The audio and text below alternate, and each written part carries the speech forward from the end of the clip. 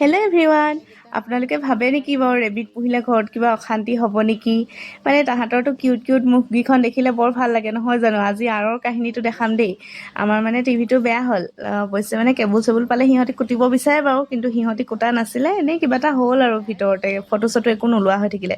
তাৰপাছত দেউতাকে বোলে মই এইটো বোলে কিবা কি হৈছে চাই দিওঁচোন অলপ বুলি সেনেকৈ তলতে মানে খুলিছে আৰু সিহঁতৰহে মানে কামত চোকা দেখিছেনে বাৰু কেনেকৈ সহায় কৰিবলৈ আহিছে ইটোৰ পিছত সিটো। আৰু 4টা পোৱালি আছে আৰু 2টা ডাঙৰ, মানে 6টা আছে। মানে গোটেইকেইটা আৰু এটা খেদে আকৌ এটা আহি পায়হি, আকৌ এটা খেদে এটা আহি পায়হি, আৰু মই মানে হাঁহি হাঁহি ভিডিঅ' কৰি আছোঁ, মোকে পূৰা গালি দি আছে দেউতাকে। আৰু এইফালে চাওকচোন বাৰু, মই মানে কি কৰিলোঁ, পদূলি মুখতে ঘাঁহ অলপ ওলাই আছিলে, বোলো উঘালি লৈ যাওঁ, কাটি নানিলোঁ আৰু উঘালি লৈ আহিলোঁ।